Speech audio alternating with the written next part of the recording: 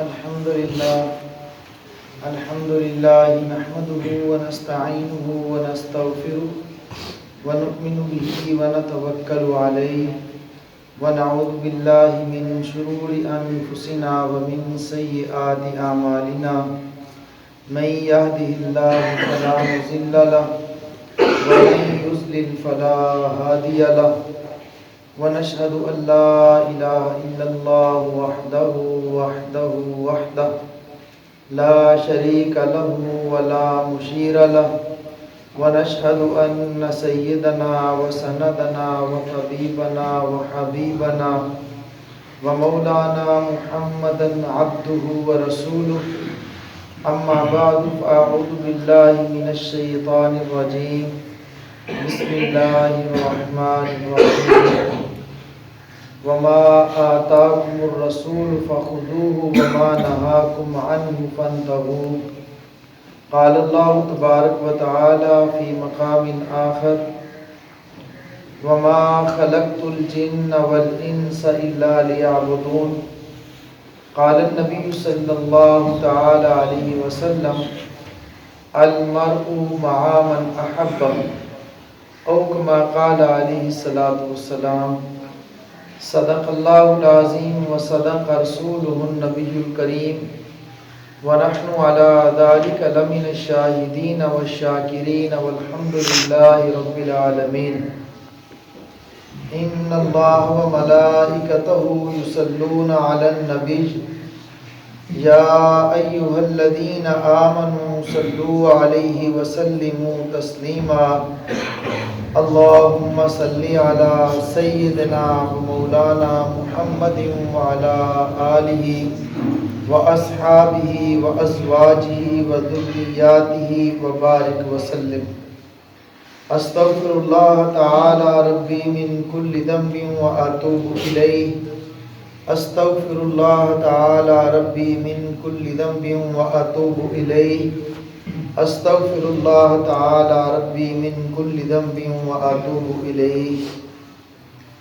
اللہ جل جلالہ کے گھر کے اندر جمعۃ المبارک کے موقع پر آج ہمارے عزیزم مولانا محمد اشتیاق سلمہ اللہ تعالی ان کا آج نکاح بھی ہے، تو آج اس موقع کی مناسبت سے آپ رات کی خدمت میں ایک دو باتیں عرض کرنا چاہتا ہوں۔ امید ہے کہ اللہ تعالی مجھے بھی آپ کو بھی سن کر عمل کرنے کی توفیق عطا فرمائیں گے۔ اللہ رب العزت سے مانگتے بھی ہیں کہ اللہ رب العزت اس موقع پر کچھ ایسی صحیح باتیں عرض کرنے کی توفیق عطا فرما دے جس پر میرا اللہ مجھے اور آپ کو عمل کرنے کی توفیق عطا فرمائے۔ اللہ جل جلالہ نے انسان کو پیدا فرمایا ہے۔ اللہ رب العزت نے انسان کو پیدا کیوں کیا؟ آج ہم لوگ اپنی ہی پیدائش کا مقصد ہم خود بھول گئے ہیں۔ مجھے بھی معلوم نہیں ہے، آپ میں سے کسی کو معلوم نہیں ہے، عام طور پر میں عام بات کر رہا ہوں۔ ہوتا یہ ہے یا پھر ہمیں معلوم ہے پھر ہم نے اس مقصد سے ہٹ گئے ہیں۔ انسان کی پیدائش کا مقصد یہ کاروبار کرنا، مکان بنانا، رزق کمانا، دکانداری کرنا یہ مقصد نہیں ہے، یہ ضرورت ہے۔ ضرورت اس کو مانتے ہیں، مقصد نہیں ہے۔ مقصد اللہ جل جلالہ کی رضا ہے، اللہ رب العزت کو خوش کرنا ہے، اللہ رب العزت کے پیارے پیغمبر حضرت محمد الرسول اللہ صلی اللہ تعالیٰ علیہ وسلم کی ذات کو خوش کرنا ہے۔ یہ میں اس لیے عرض کر رہا ہوں، یا تو ہمیں معلوم نہیں، اگر معلوم ہے تو ہم جان بوجھ کر اس پر عمل نہیں کرتے۔ میں ایک مثال دیا کرتا ہوں سمجھانے کے لیے۔ ایک آدمی دکاندار ہے، اس نے 50,000 تنخواہ کے بدلے میں ایک ملازم رکھا ہے اپنی دکان پر۔ جو حساب کتاب کرتا ہے، کام کاج کرتا ہے، سارا کام اس کے ذمے ہے۔ اب اس سے بات چیت ہو گئی، ایگریمنٹ ہو گیا کہ بھئی آپ نے کل صبح سے میری دکان پہ آنا ہے اور مہینے کے بعد میں آپ کو 50,000 روپیہ دیا کروں گا۔ وہ کہتے ہیں ٹھیک۔ اب وہ جیسے وہ بندہ جس سے بات چیت ہوئی باہر نکلا، اس کے بعد وہ دکان پہ پہنچا۔ دکان پر پہنچنے کے بعد ساتھ والی جو دکان ہے اس پہ جاتا ہے، اس سے پوچھتے ہیں کہ بھائی بتاؤ میں نے اس دکان پہ کام شام کیا کرنا ہے؟ اور وہ کہتے ہیں کام تو نے کیا کرنا ہے، آرام کرو، آرام کرو اور بالکل سکون مارو۔ اب تھوڑا سا باہر نکلتا ہے، اس کو ایک وکیل صاحب مل جاتے ہیں، وہ سمجھتا ہے بڑا باشعور سمجھدار آدمی ہے، اس سے پوچھ لیتا ہوں۔ اس سے پوچھا کہ آپ بتاؤ کہ مجھے اس دکان پہ کیوں رکھا گیا ہے؟ کہتا ہے کام کیا کرنا ہے، یہ موٹر سائیکل لو، پیٹرول اس میں ٹینکی بھری ہوئی ہے، صبح نکلو شام تک گھومتے پھرتے رہو، شام کو بستر پڑا ہوا ہے اس پہ سو جانا۔ دوسرے سے، تیسرے سے، چوتھے سے، ہر ایک سے پوچھ رہا ہے، اور ہر آدمی اپنی سوچ کے مطابق اس کو بتا رہا ہے کہ آپ کو دکان پہ اس لیے رکھا ہے۔ مزے کی بات یہ ہے یا تعجب کی بات ہے، جس نے 50,000 دینا ہے اس سے پوچھتا ہی نہیں، اس سے نہیں پوچھا کہ آپ نے مجھے یہاں بلایا 50,000 دینا ہے، کیوں مجھے بلایا ہے؟ بالکل اسی طرح ہم لوگوں نے اپنی اپنی سوچ، اپنی فکر کے مطابق اپنی زندگی کا مقصد یا تو خود طے کر لیا ہے، یا خود تو نہیں کر سکے، کسی سے پوچھ رہے ہیں۔ کسی سے پوچھا بھائی مجھے کیوں پیدا کیا گیا؟ وہ کہتا ہے اپنا مکان بناؤ، کوٹھی بناؤ، بنگلہ بناؤ، عیاشی کرو۔ دوسرے سے پوچھتا ہے، وہ کہتا ہے اپنی عزت بناؤ، الیکشن لڑو، لوگوں کے اندر ایم پی اے بن جاؤ، ایم این اے بن جاؤ۔ کوئی کہتا ہے اچھے کاروبار تمہارا زندگی کا مقصد، اچھا مکان نہیں ہے تو کچھ نہیں ہے۔ خلاصہ یہ لمبی بات ہو جائے گی، جس نے پیدا کیا ہے اس سے پوچھتے ہی نہیں۔ اب میں اور آپ اگر اس سے پوچھیں جس نے ہمیں پیدا کیا، پیدا ہمیں کس نے کیا؟ اللہ نے۔ ہم اللہ سے پوچھتے ہیں کہ اے اللہ آپ مجھے بتلائیں کہ آپ نے مجھے کیوں پیدا کیا ہے۔ اللہ تعالیٰ ارشاد فرماتے ہیں لقد خلقنا اللہ رب العزت فرماتے ہیں وما خلقت الجن والانس الا لیعبدون، میں نے انسان کو اپنی عبادت کے لیے پیدا کیا ہے، میں نے انسان کو اپنی عبادت کے لیے پیدا کیا ہے۔ آج میرے ساتھ تھوڑا تھوڑا بولتے رہے، سبق کی صورت کے اندر ہم لوگ کوئی بڑکیلا شولہ وہ بیان نہیں ہے، میں مقصد کی بات عرض کرنا چاہتا ہوں، اور پھر یہ بھی ہوگا کہ آپ کو سمجھ آ رہی ہے۔ عمل تو بعد کی بات ہے، وہ تو اللہ توفیق عطا فرمائیں گے تو انشاءاللہ عمل کریں گے۔ اللہ رب العزت سے ہم پوچھتے ہیں کہ اے اللہ آپ نے ہمیں کیوں پیدا کیا؟ اللہ تعالیٰ فرماتے ہیں اپنی عبادت کے لیے۔ دوسری آیت کے اندر ہے الذی خلق الموت والحیات لیبلوکم ایکم احسن عملا، سورہ ملک ہے، اس کے اندر اللہ تعالیٰ ارشاد فرما رہے ہیں ہم نے انسان کے لیے زندگی کو اور ہم نے موت کو، دونوں چیزوں کو اس لیے بنایا کہ ہم دیکھتے ہیں کہ ہمارے پاس اچھے اعمال کر کے کون آتا ہے۔ اب اچھے اعمال زندگی کا مقصد، عبادت زندگی کا مقصد۔ اب آپ حضرات حیران ہوں گے، اب یہ ملزم کاروبار چھڑائے گا، ہاتھوں میں تسبیح پکڑائے گا، زمیندارہ چھڑائے گا، دکانداری چھڑائے گا، ملازمت چھڑائے گا، وہ کہہ رہے ہیں عبادت، عبادت کے لیے پیدا کیا گیا ہوں۔ میرے عزیز دوستو اور بھائیوں، عبادت ہے کیا جس کے لیے اللہ نے پیدا فرمایا؟ عبادت صرف اور صرف 24 گھنٹے مسجد کے اندر رہنے کا نام عبادت نہیں ہے۔ عبادت 24 گھنٹے مسجد میں بند رہنا، وضو کر کے نماز کی نیت باندھ لینا، روزہ رکھ لینا، یہی عبادت نہیں ہے، بلکہ 24 گھنٹے کو اللہ کے حکم، حضرت رسول اللہ صلی اللہ علیہ وسلم کے طریقہ کے مطابق زندگی گزار دینا، اسی کو عبادت کہتے ہیں۔ بس ہم نے جو کلمہ پڑھا ہے، میں بھی پڑھتا ہوں، آپ بھی میرے ساتھ پڑھیں، لا الہ الا اللہ محمد الرسول اللہ۔ اس کلمے کا معنی کیا ہے؟ آپ ذرا سنتے رہتے ہوں گے، بڑے بڑے عام فام بھی سنتے رہتے ہوں گے۔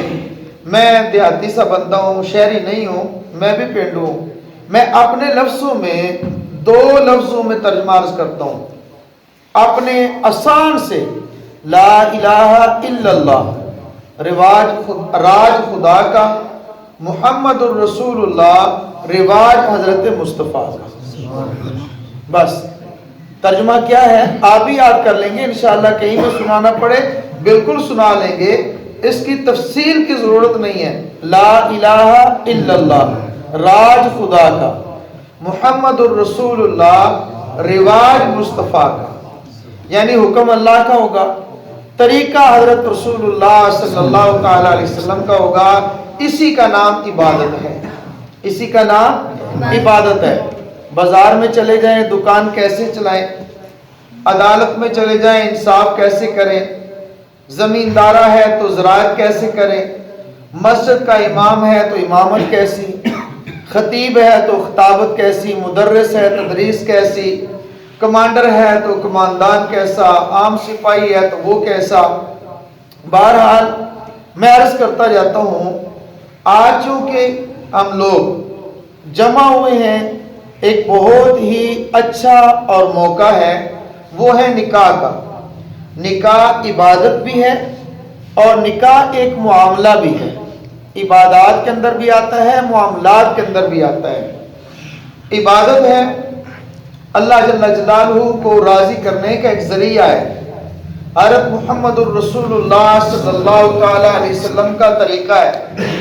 نکاح عبادت ہے، اللہ کا حکم ہے، اس کو پورا کرنا ہے، حضرت رسول اللہ صلی اللہ تعالی علیہ وسلم نے کیا ہے، اللہ کے نبی کی سنت ہے، حکم اللہ کا ہے، طریقہ نبی کا ہے، تو یہ عبادت ہے۔ اور اس میں آپس کے اندر گواہ بھی رکھے جاتے ہیں، وہ اس لیے کہ یہ ایک قسم کا معاملہ بھی ہے، کل کہیں ضرورت پڑ جاتی ہے۔ مولوی اشتیاق صاحب ہیں، ان کے ساتھ ایک لڑکی ہے، موٹر سائیکل پہ بیٹھے ہیں، سفر پہ جا رہے ہیں، کہیں مسئلہ بن گیا، کسی نے روک لیا، یہ کون ہے؟ کہتا میری بیوی ہے۔ کیسے تمہاری بیوی ہے؟ پتہ نہیں کون عورت ہے، ہمیں نہیں معلوم۔ ہمارے گاؤں میں چلو 10 آدمی اس بات کی گواہی دیں گے کہ یہ اس کی بیوی ہے، اس لیے یہ ایک معاملہ ہے، معاملے کے لیے گواہوں کی ضرورت ہے۔ اب نکاح نبی کریم صلی اللہ تعالی علیہ وسلم کا طریقہ ہے، اللہ رب العزت کا حکم ہے۔ ہم نے نکاح کیسے کرنے ہیں، باقی باتیں میں نے عرض کی ہے۔ ہم نے عبادت کوئی بھی کام ہو کیسے کرنا ہے، اس کے لیے ہم دیکھیں گے حضرت رسول اللہ صلی اللہ تعالی علیہ وسلم کی زندگی کو۔ تو ہم نے نکاح اتنا بڑا جو معاملہ ہے، اس کی رہنمائی، ہم لوگ مسلمان ہیں، عیسائی نہیں ہیں، یہ بھی اللہ تعالیٰ کا بہت بڑا انعام ہے، اللہ تعالیٰ کا شکر ہے۔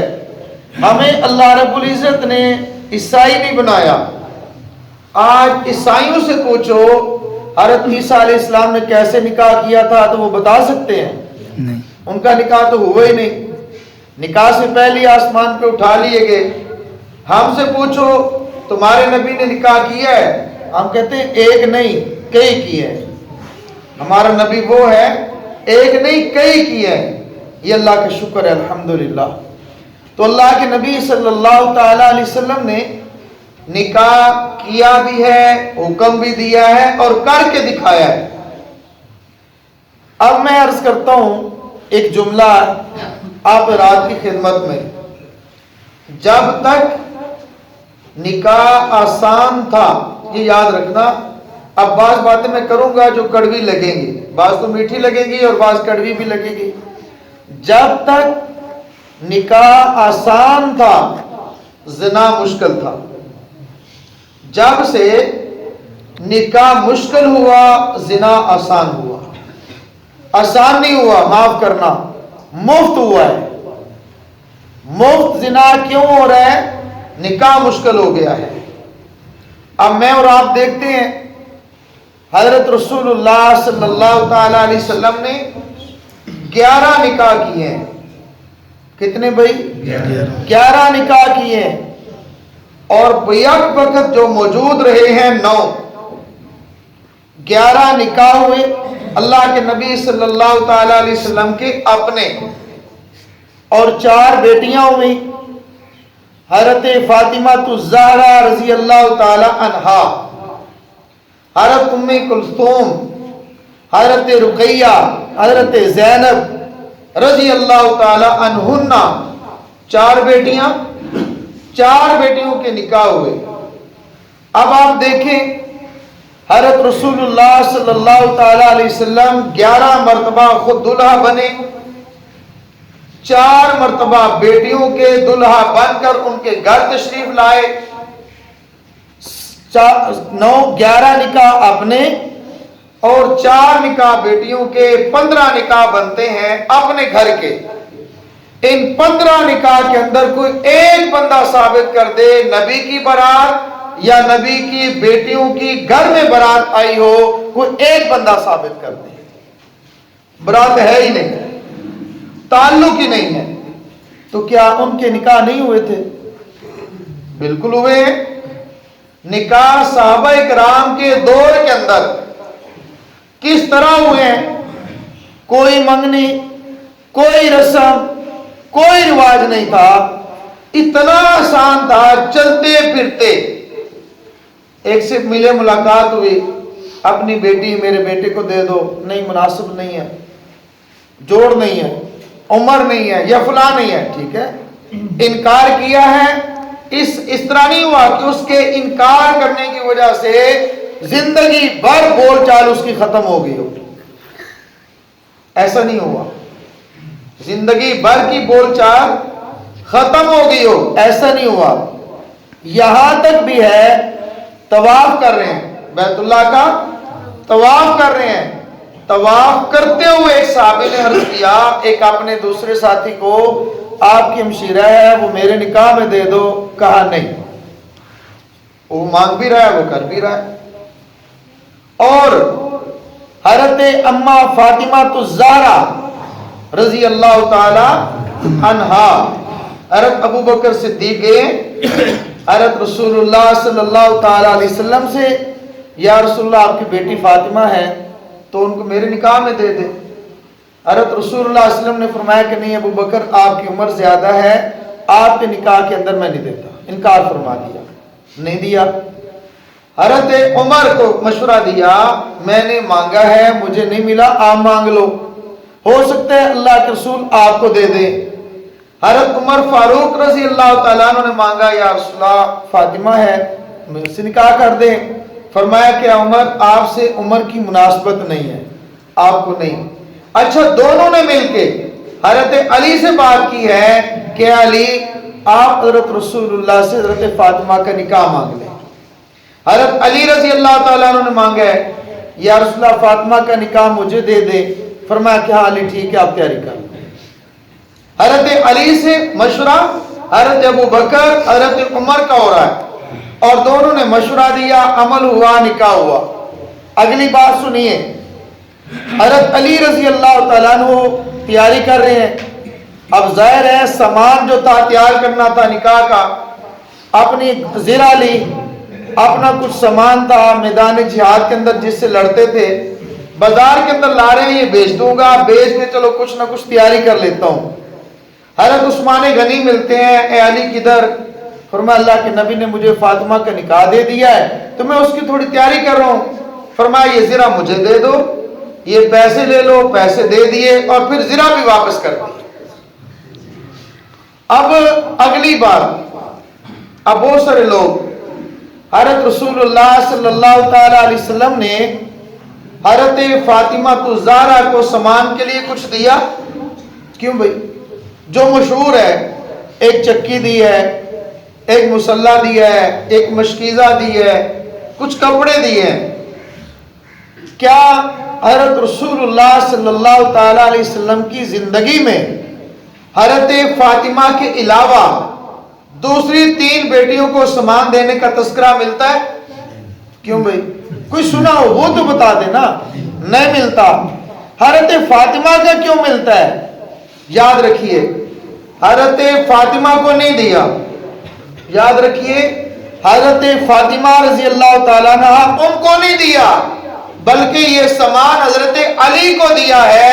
اس کی وجہ یہ تھی کہ حضرت علی رضی اللہ تعالیٰ عنہ نبی کریم صلی اللہ تعالیٰ علیہ وسلم کی تربیت میں تھے. حضرت ابو طالب کی کثیر تعداد اولاد کی وجہ سے یہ بچپن میں ہی حضرت نبی کریم صلی اللہ علیہ وسلم نے اپنے پاس لے لیا تھا، ان کی خدمت میں تھے. اب یہ جو نکاح ہو رہا ہے حضرت علی کا بطور نبی کے بیٹے کے، حضرت فاطمہ کا نبی کی بیٹیوں نے کی حیثیت سے، اور یہ سامان دیا جا رہا ہے حضرت علی کو تاکہ علی آپ کی بہو آئے گی آپ کا سامان آپ خود تیار کر لیں. دوسرے لفظوں میں یہ بات عرض کرنا چاہتا ہوں، مجھے اور آپ کو یہ سبق دیا جا رہا ہے، برتن، کمرہ، سامان، بیڈ اور استعمال کی چیزیں عورت کے ذمہ نہیں ہے کہ وہ اپنے ساتھ لے کر آئے، لڑکے کے ذمہ ہے کہ وہ آنے والی عورت کا سامان تیار کرے. یہ بات یاد رکھنا. میں یہ بات اس لیے عرض کر رہا ہوں ہمیں غلط فہمی ہو جاتی ہے. اور دوسری بات، لمبی براتے، لمبے ولیمے، اللہ کے نبی صلی اللہ تعالیٰ علیہ وسلم نے ولیمے کا حکم بھی دیا ہے، ولیمے کیے بھی ہیں، اور سادہ سے سادہ بھی کیے ہیں، زیادہ سے زیادہ بھی کیے ہیں. جتنی توفیق اور گنجائش ہو اتنا کر لیں. اس ولیمے کی ادائیگی کے لیے 1 روپیہ بھی قرضہ مانگ کر نہ کریں. آج ہم لوگوں کی بیٹیاں جوان نہیں بوڑھی ہو رہی ہیں. کس وجہ سے؟ جیز کا سامان نہیں ہے، کیا کریں. لڑکے بوڑھے ہو رہے ہیں، کس وجہ سے؟ 15-20 لاکھ ہے نہیں، کیا کریں. میں یہ بات عرض کرتا ہوں، آج اس دور کے اندر بھی 1 روپیہ لگائے بغیر نکاح ہو سکتا ہے، تو پھر ہم کیوں لوگ ان مجبوری کے اندر پڑے ہوئے ہیں؟ آپ رات کہیں گے مولوی صاحب مسیح بیٹھ کے گلا نہ سنائی، جو کوئی عملی کام کیتا رہتے وہ دسو. ہو سکتا ہے نا بھائی. اللہ کے نبی صلی اللہ تعالیٰ علیہ وسلم کا ایک ولیمہ یہ بھی ہے، تو جو فرمائیں گے ایک ولیمہ یہ بھی ہے. نکاح ہوا، صحابہ سے فرمایا دسترخوان لگا دو. کڈاؤ کا کام اوکے نا آج اس دور دے اندر کرنا. یہ بندہ کیویں کرے؟ الحمدللہ ثم الحمدللہ میرے نکاح کا ولیمہ بالکل اسی طرح ہوا ہے. میرے نکاح کا ولیمہ بالکل اسی طرح ہوا ہے، اس دور کے اندر ہوا ہے. نکاح ہوا، دوستوں سے کہا بھئی جس نے آنا ہے آپ بھی آ جاؤ، آپ بھی آ جاؤ، کل ولیمہ ہے، کل ولیمہ ہے. اپنے گھر سے کھانا لے کر آؤ. کھانا اپنے اپنے گھر سے لائے، دسترخوان لگا. اللہ کے نبی صلی اللہ تعالیٰ علیہ وسلم کا ارشاد ہے جس نکاح کے اندر خرچہ کم ہوگا اس میں برکت زیادہ ہوگی. خرچہ کم ہوگا، برکت زیادہ ہوگی. اللہ کا شکر ہے آج سمجھ لو کہ 20 سال 21واں سال شروع ہے، گھر کے اندر برکت ہی برکت ہے. مال کے حساب سے، اولاد کے حساب سے 4 بیٹے 4 بیٹیاں، اللہ کا شکر اولاد بھی ہے. اور یہ برکت ہے نکاح کے اندر کم خرچ کرنے کی. لوگ کہتے ہیں ہمارے کابرین تھے، ہمارے فلاں تھے، وہ تھے، انہوں نے ایسا کیا ہے. ہم کہتے ہیں ہمارا لوگوں کے سامنے پیش کرو.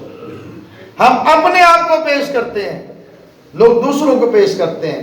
ایک بات. دوسری بات میرے عزیز بھائیوں، میرے دوستوں، میں دعوے کے ساتھ ایک بات عرض کیا کرتا ہوں، آج بھی عرض کرتا ہوں. ہم غلام کس کے؟ اللہ کے نبی کے صلی اللہ تعالیٰ علیہ وسلم. ہم غلام حضرت رسول اللہ صلی اللہ تعالیٰ علیہ وسلم کے. ہم امتی حضرت رسول اللہ صلی اللہ تعالیٰ علیہ وسلم کے. ہم نام لینے والے حضرت رسول اللہ صلی اللہ تعالیٰ علیہ وسلم کے. میں ایک بات عرض کرتا ہوں اور دعوے کے ساتھ عرض کرتا ہوں، امید ہے کہ آپ اس کا ساتھ دیں گے. میں یہ کہتا ہوں کہ ہندوستان کے اندر رہنے والے ہندو وہ مسلمان تو نہیں ہے، مشرک ہیں. اور ہم لوگ پاکستان کے اندر رہنے والے مسلمان اکثریت، ہم نبی کا غلام، نبی کا کلمہ پڑھنے والے. جن لوگوں کو واسطہ پڑا ہو ہندوؤں کی شادیاں دیکھنے کا، ہندو کی شادی دیکھنے کا، اگر خود نہ دیکھی ہو تو فلم میں تو ضرور دیکھی ہو. یہ تو کوئی بھی اس کا دعویٰ نہیں کر سکتا میں کو نہیں دیکھی. شادی ہندو کی ہو، شادی مسلمان کی ہو، ان دونوں شادیوں میں سے مسلمان کا نکاح پڑھا جا رہا ہے، آپ اس کو سائڈ پہ کر دیں. جو نکاح پڑھا ہے نا مولوی صاحب نے 2 کلمے پڑھے، نکاح پڑھا، اس کو اٹھا لیں اور ایک سائڈ پہ کر دیں.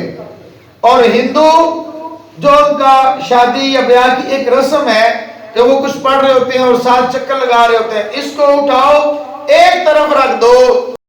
اور وہ سیرا بندی اور وہ لمبی لمبی باراتیں، گاڑیوں کو سجانا، سیرے کا لگانا، ہار پہننا، مہندی کے نام پر رسومات کرنا، ایک بھی کام جو آج مسلمانوں کی شادیوں میں ہو رہا ہے اس کو نکال دو اور ہندو اور مسلمان کی شادی کے اندر فرق دکھا دو.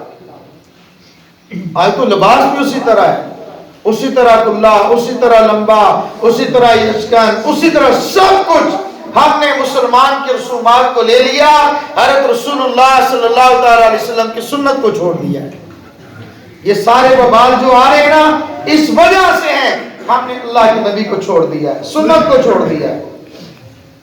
مہندی کے نام پر پہلے زمان میں بھی مہندیاں ہوا کرتی تھی، لیکن آج کل تو جو ہلا گلا مچتا ہے، اللہ کی پناہ، اللہ کی پناہ. آپ اس موقع پر بات کر کے دیکھیں، عمر سب چھوڑ چار نے مڑے کھڑے نے کچھ کر لین دیو، بیاہ کو روز روز ہونا ہے.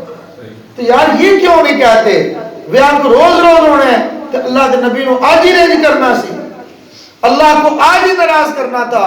ایک میں بات عرض کرتا ہوں، معاف کرنا، اگر کوئی اونچ نیچ قوم کا مسئلہ نہیں ہے، عام طور پہ میں بات کرتا ہوں، بیٹے کی شادی ہے، اس بیٹے کی شادی پر ایک آ رہا ہے مانگنے کے لیے، کوئی آ رہا ہے، دوسرا آ رہا ہے، تیسرا آ رہا ہے، سب کو راضی کر رہے ہیں، کرتے ہیں نا. یہاں تک کہ ایک گاؤں اور پنڈ دا مراسی آ جائے انہوں بھی رینج نہیں کر دے. کیوں؟ آئے دے پتر تا بیاہ ہے، سارے ہم خوش کر دے ہو سوائے حضرت رسول اللہ صلی اللہ تعالیٰ علیہ وسلم. سب کو راضی کیا، اللہ کے نبی کو ناراض کیا. مہندیوں پہ شراب چل رہی ہے، باراتوں پہ گانے چل رہے ہیں، خسرے ناچ رہے ہیں اور ڈھول بج رہا ہے. کیا کچھ نہیں ہو رہا؟ ہر جو کچھ نہیں ہونا چاہیے تھا آج وہ سب کچھ میرے اور آپ کی شادی کے موقع پر ہو رہا ہے. صرف یہ کہتے ہوئے کب تک کہیں گے آج ہی موقع ہے، بیٹے کی شادی ہے، چلو آج کر لیں. اللہ کے بندے آج حضرت رسول اللہ کو یاد کر لیتے، آج ان کو خوش کر لیتے، آج ان کو راضی کر لیتے. تو میرے عزیز بھائیوں اور میرے عزیز دوستو، یہ موقع ہوتا ہے اللہ اور اللہ کے رسول کو خوش کرنے کا، اللہ اور اللہ کے رسول کو ناراض کرنے کا نہیں ہوتا. آج یہ عہد کریں ہم انشاءاللہ اپنی شادیوں کو سادہ کریں گے، اپنی شادیوں کو سادہ کریں، جتنا کم سے کم خرچ ہو سکتا ہے وہ کریں. بالکل جوان بچیاں نکاح کریں، بس کام کو تو نکاح کریں، رخصتی کریں، نکاح کریں، رخصتی کریں. پہلے منگنی کے نام پر لاکھوں روپیہ خرچ، پھر مہندی کے نام پہ لاکھوں روپیہ خرچ، پھر بارات آ رہی ہے، پھر جہیز دیا جا رہا ہے. آج ہمارے بہت سارے دوست، ہمارے بہت سارے بھائی، ہم کلمہ پڑھنے والے، حضرت رسول اللہ کی امتی، اپنی بیٹیوں کو وراثت کے اندر، اپنی بہنوں کو وراثت میں ان کا حق ادا نہیں کرتے، دبا کے رکھتے ہیں. اور پھر کیا کہتے ہیں؟ جدو بیاہ ہویا سیدھے ٹرک سامان دا نہیں سی دیتا، جہیز نہیں دیا تھا. تو یار اگر آپ نے بیٹی کو جہیز دیا تھا تو بیٹے کے ولیمے پر بھی تو 10 لاکھ روپیہ لگایا تھا، اس کو دے دیا، اس کو نہیں دیا.